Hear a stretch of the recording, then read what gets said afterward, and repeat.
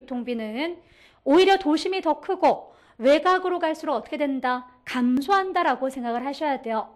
단위당의 교통비는 오히려 도심에서 더 크다라고 생각을 하셔야 됩니다. 여기에 부수적인 설명들을 생략해버렸지만 이유가 뭐 때문이라 그랬죠? 도심에서 1km를 통과하기가 더 어렵다라고 했어요. 그죠? 큰 원인은 교통체증 때문이다라고 생각을 하셔야 돼요. 자, 그래서 바로 이 교통체증 때문에 오히려 도심에서의 단위당 한 개 교통비가 더 크고, 여기서 교통비라고 하면 자, 화폐 비용만 가리키는 게 아니다. 저 시간, 노력, 자, 이런 경제적 측면까지 다 고려했다라고 또 생각을 하셔야 돼요. 자, 그래서 결국 한 개 교통비라는 것도 우하향하기는 마찬가지다라는 얘기를 하고 있습니다. 자, 그러면서 오른쪽에 자, 네모 3번에 자, 최적의 주거 입지점이 어디에서 결정된다고요? 그래서 결과적으로 동그라미 1번 지문 보시면 한 개 주거비 곡선의 기울기가 한 개 교통비 곡선의 기울기보다 더 큰 경우, 자, 요 그림을 지금 얘기하는 거예요. 주거비 곡선의 기울기가 더 크다라는 것은 주거비가 더 먼저 위에서 이렇게 가로질러 내려온다라고 생각하시면 돼요. 요 그림을 지금 얘기하는 것인데, 이때 바로 양 곡선이 어떻게 되는 지점이죠? 만나는 지점이, 그래서 주거비와 교통비가 만나는, 자, 그 지점이 바로 최적의 주거 입지점이 된다라고 있습니다. 그러면서 동그라미 2번에 현재 거주하고 있는 지점이, 자, 주거비가 교통비보다 더 크대요. 자, 여기서 마이너스 플러스 생각해 주셔야 되죠. 즉, 감소하는 주거비가 증가하는 교통비보다 더 크다라고 생각을 하셔야 돼요. 이럴 때는 오히려 어떻게 한다라고 했죠? 사람들은 외곽으로 이전하는 것이 훨씬 더 유리할 거란 얘기요. 자, 거기서 동그라미 3번은 보실 필요 없어요. 동그라미 3번 지문은 지금 요 그림이 아니라 전혀 다른 그림을 놓고 설명하는 내용인데요. 현재는 요 그림을 기준으로 해서 얘네 둘이 일치하는 지점이 최적의 주거 입지점이다 라는 정도만 아시면 됩니다. 자, 그래서 바로 여기서 최적의 주거 입지가 어디에서 결정되는가를 이제 설명하는 이론이에요. 그러면 자, 여기서 한 가지 더. 자, 이런 이론들이요. 지금 우리 오늘 공부하시는 많은 입지 이론들은요. 다 고전적인 이론이에요. 고전적인 이론이라는 것은 과거에, 그죠? 지금의 어떤, 그죠? 교통의 체계라든지, 지금의 상권이라든지, 현대의, 그죠? 모형을 기준으로 한 게 아니더란 얘기요. 그러면, 자, 과거에, 그죠? 이런 이론을 정립할 때는 지금처럼 교통이 그다지 발달하지 못했겠죠. 그 우마차면 우마차, 뭐 이런 걸 놓고 만든 이론일 거란 얘기요. 그런데 자, 오늘날은 어때요? 교통이 발달하다 보니까 지하철 같은 것도 생기고, 그죠? 그러면 이 도심에서도 한 개 교통 비용이 얼마든지 줄어들 수 있더란 얘기요. 그러면 자, 교통의 발달로, 그죠? 교통의 발달로 오늘날 이 한 개 교통비가 점점 어떻게 된다고요? 감소하는 현상이 나타난대요.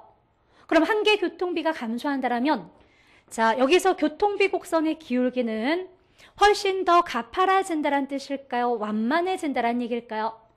자, 지대곡선의 기울기가 훨씬 더 완만해진다라고 생각을 하셔야 돼요.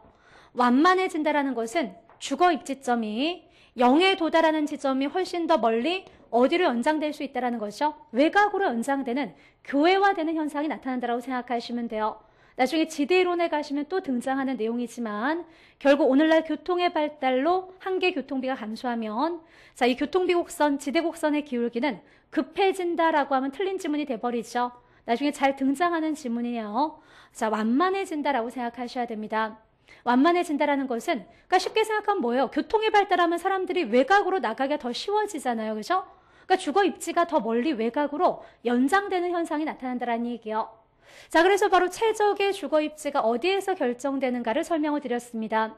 자, 세 가지, 자, 기억하셔야 될 내용 세 가지. 첫 번째는, 자, 전체 총교통비와 한 개 교통비가 틀리다라는 거, 그죠? 자, 총교통비는 오히려 외곽으로 갈수록 증가하지만 한 개 교통비는 오히려 외곽에서 더 작아진다라는 것을 첫 번째 주의해서 기억을 하시고요. 자, 두 번째는 최적의 주거 입지가 어디에서 결정되는가? 결국은요. 이 한 개 주거비와 한 개 교통비가 일치하는 지점에서 최적의 주거 입지점이 결정되더라. 이 그림의 그저 최종적인 결론을 기억하실 필요가 있고요.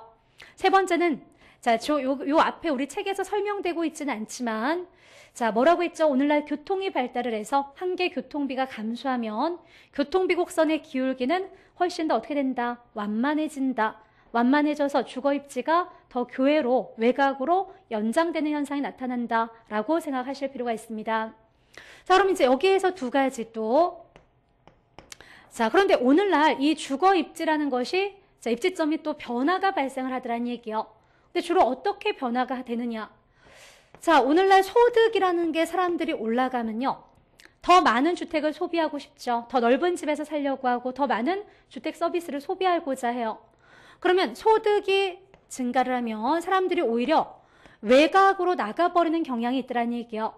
왜? 외곽으로 나갔을 때 줄일 수 있는 절약분이 더 커진다라고 할 수가 있습니다. 그러면 사람들이 주거 입지가 외곽으로 이렇게 이전을 해버리면요. 그들을 대상으로 장사를 하거나 돈을 벌던 기업들도 같이 이렇게 외곽으로 나가는 경향이 있다라고 할 수가 있어요. 그러나 반면에 교통비가 증가를 하면요. 교통비가 늘어나면 오히려 사람들은 어디로 들어오는 거죠?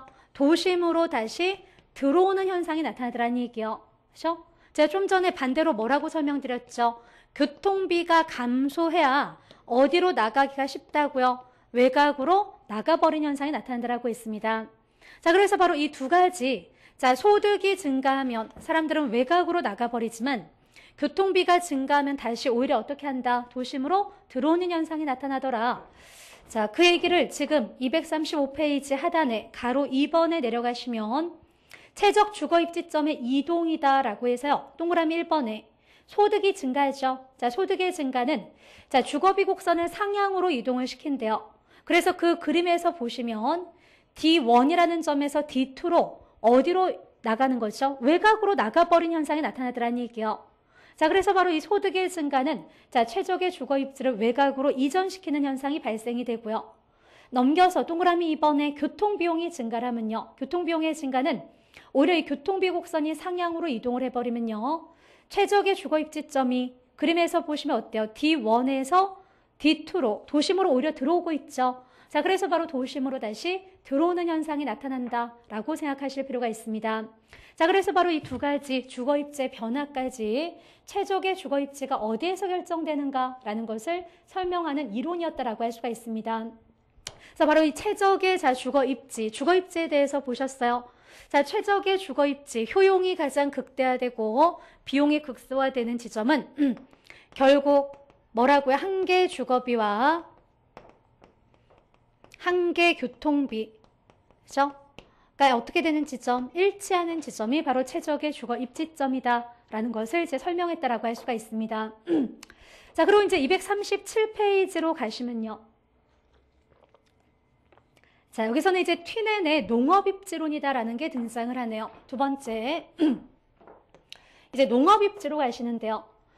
자, 이 농업입지 그러면 또 가장 대표적인 학자가 바로 이 튀넨이다라고 할 수가 있습니다. 자, 튀넨의 이론을 우리가 여러 가지로 부르는데요. 튀넨의 고립국 이론이다. 고립국 이론. 자, 이렇게 부르기도 하고요. 자, 튀넨이라는 사람이 뭘 굉장히 강조한 사람이냐면요. 바로 위치라는 것을 굉장히 강조해요. 위치가 결국 지대를 결정한다 라고 해서 위치지대론, 위치지대설 뭐 이렇게도 부르고요. 위치를 강조했다라는 것은 튀넨 하면요. 위치와 결부된 결국 이 수송비를 굉장히 강조한 학자입니다. 결국은 이 수송비가 지대를 결정하는 아주 단순한 이론이다라고 해서요. 튀넨의 이론을 단순지대설. 자, 뭐 이렇게 부르기도 하고요. 자, 가장 대표적인 농업입지론이다라고 생각을 하셔야 됩니다. 자, 그래서 튀넨이라는 사람은요, 이렇게 수송비를 가지고 자, 지대가 결정된다라는 것을 자, 설명하면서 특히 또 최초로 이 동심원 모양을 이용을 해요. 자, 동심원 모형으로 이 지대 곡선에 대해서 또 설명한 사람이 이 튀넨이다라고 할 수가 있습니다. 자, 그래서 자, 튀넨 하면 이 수송비라는 것을 가장 강조했다라고 기억을 하셔야 되는데요. 자, 과거에 튀넨에 대해서 몇 번 시험에 출제되었을 때마다 보면 이 수송비를 강조했는데 엉뚱한 것을 항상 표현을 해서 뭐 생산비가 지대를 결정한다 뭐 이렇게 표현을 한다든지 그래서 늘 틀린 지문으로 출제되었었고요. 요번 이제 21회 때는 자, 이 튀넨의 이론을 이용해서 계산하셔야 되는 그런 문제가 출제되기도 했었는데요. 자, 우선 237페이지 보시면 의에, 자, 동그라미 1번에 농경제학자인, 자, 튀네는 자신의 농장 운영 경험을 토대로 1826년 고립국 이론이라는 논문을 통해 입지론을 전개하였다. 자, 이때 튀넨에 의하면 수송비 절약분이 지대가 된다라고 하며 뭐가요? 수송비 절약분이 그죠? 곧 자, 지대가 된다라고 하며 지대와 함께 농업입지를 자, 설명한 대표적인 농업입지론이다라고 얘기를 할 수가 있습니다. 근데 우리가 고립국 이론이라고 부르는 이유가요. 튀네는 이 고립국이라는 걸 설정해 놓고 이론을 전개를 하는데요. 그 밑에 이론의 전제 부분을 보세요. 가정을 보시면 동그라미 1번에 자, 사방이 평원이며 중앙에 하나의 대도시만이 존재를 한대요. 자, 사방으로 확산된 평면이에요. 딱 하나의 도시만 있다. 고립국을 가정해 놓고 있습니다. 그리고 동그라미 2번에 여기에서 생산된 모든 물건은 중앙시장에서만 거래되며 외부와는 단절된다. 결국 그 도시 안에서 다 자체 소비가 되더라는 얘기예요. 그러면 튀네는 이렇게 고립국을 설정해 놓고 특히 또 뭘 가정하냐면요. 동그라미 3번에 보시면 단위당 교통비나 생산비는 어떻다고요? 일정하다라는 가정을 하고 있습니다. 자, 그래 놓고는 그 밑에 내려가시면 가로 1번에 자, 튀넨이라는 사람이 지대가 뭐죠? 지대는 우리가 토지에서 발생하는 임대료를 지대라고 했어요. 자, 그런데 만약에 예를 들어서 이제 밀을 경작하는 농부가 있습니다. 근데 이 농부의 이윤은 어떻게 계산이 되어질까요? 자, 농부의 이윤은요. 이 밀 가격에서, 밀을 판 가격에서, 그죠? 비용을 다 빼버리면 이윤이 남겠죠. 그죠? 비용을 다 빼버리면. 그러면 밀 가격에서, 자, 생산비를 빼고 수송비를 뺀 값이다. 자, 이렇게 얘기를 해요. 튀네는. 우리 책에 보니까 그 박스